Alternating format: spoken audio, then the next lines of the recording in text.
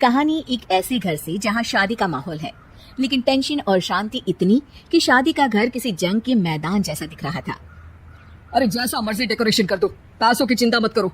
इतना पैसा जब लड़के वालों को दे दिया तो फूल वालों को देने में मुझे क्या दिक्कत है? अरे धीरे बोलो ना, साफ लग रहा है कि फ्रस्ट्रेटेड हो। अरे तुम तो चुप ही रहो, एक बेटी संभाल नहीं पाई। सारा दिन मैं काम पर जाता था, सोचता था घर पर बच्चों को अच्छे से संस्कार मिल रहे होंगे, लेकिन नहीं, मैडम को तो अपनी किटी और फैशन से फुर्सत मिले तब ना। माँ चुपचाप वहां से चली जाती है। समझ में नहीं आता कि आखिर शर्मा खानदान में हो क्या रहा है। कल तक चिड़िया से फुदकने वाली शीना की शादी यूं अचानक एक मोटे काले लड़के से क्यों हो रही है। शीना कमरे में हाथ में गुड़िया लिए बोलती है, मेरे साथ जो हो रहा है ठीक हो रहा है। तुम तो सब जानती हो, साहिल मेरे लिए भगवान है। अब जब वो ही नहीं मिला तो फिर कोई भी हो, जिंदगी ही तो जीनी है, जी लेंगे। बाहर शीना की बुआ किसी से बात करती है। अरे मोटा नहीं, उसे तो खाते पीते घर का कहते हैं। अब ओबेरॉय का नाम भी किसी को बताने वाली बात है। उनका इकलौता लड़का तो करोड़ों की सामी तो है ही। अरे हमारी शीना बिटिया तो रानी बनेगी, रानी। इन सब के बीच कहीं कोने पर शीना हाथ में मेहंदी सजाए बैठी थी और आंखों में आंसू सजाए। और वो समय भी आ जाता है जब शीना मंडप के नीचे हाथ में वरमाला लिए खड़ी होती है, लेकिन तभी अफरा तफरी मच जाती है।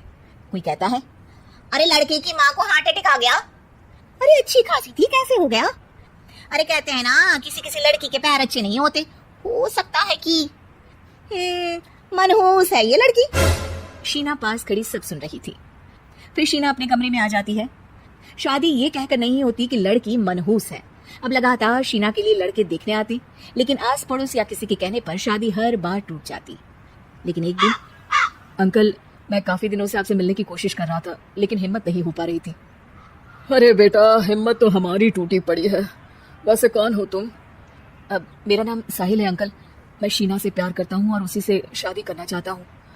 अरे अब तो किस जात के हो ये भी मायने नहीं रखता। बेटा, मेरी बेटी मनहूस है, ये सब कहते हैं कि इसीलिए उसकी शादी नहीं हो पा रही। अगर तुम शादी करने को तैयार हो तो ठीक है। शीना की शादी साहिल से हो जाती है। अगले दिन साहिल की माँ का देहांत हो जाता है और एक बार फिर लोग शीना को अपशकुनी कहने लगते हैं। अरे खा गई दीदी को ये। अरे क्या जरूरत थी साहिल किसी मनहूस को घर लाने की। पर बुआ, माँ की तो तबीयत पिछले कई साल से खराब थी। डॉक्टर्स ने जवाब दे दिया था। क्या पता ये भी उनका सौभाग्य हो कि वो बहू का मुंह देख पाई। अरे बहू का मुंह देख पाई, या ये कह लो कि बहू का मुंह देखते ही स्वर्गलोक सुधार गई। खैर, हमें क्या, घर तुम्हारा है, हम तो चले। अब शीना को खुद पर ही शक होने लगता है कि कहीं सच में वो अपशकुनी तो नहीं। साहिल, हम दोनों की शादी नहीं हुई होती तो अच्छा था। देखो ना, कैसे पहले मेरी शादी टूटती थी और अब तुम्हारी माँ भी। अरे ऐसा कुछ नहीं होता शीना, अपशकुनी वगैरह कुछ नहीं होता। ये सब तो ईश्वर के खेल हैं। वो शादी तुम्हारी इसलिए टूट गई क्योंकि तुमको मेरी पत्नी बनाना था, और माँ का जाना तो तय था। वो काफी बुजुर्ग थी, साथ ही एक ऐसी बीमारी से जूझ रही थी जिसमें डॉक्टर्स भी उन्हें नहीं बचा पाते।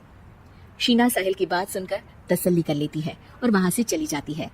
अगले दिन, शीना, अरे ओ शीना। क्या हुआ?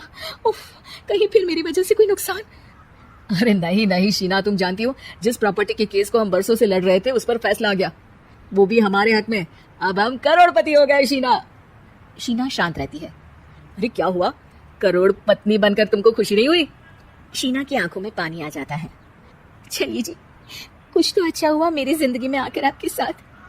साहिल शीना को गले लगाकर कहता है, मेरी नई नौकरी भी तुम्हारे ही आने से लगी, ये प्रॉपर्टी का केस जीता, सब कुछ तो तुम्हारे आने के बाद ही हुआ। फिर तुम मनहूस कैसे? ये सुनकर शीना खुश हो जाती है।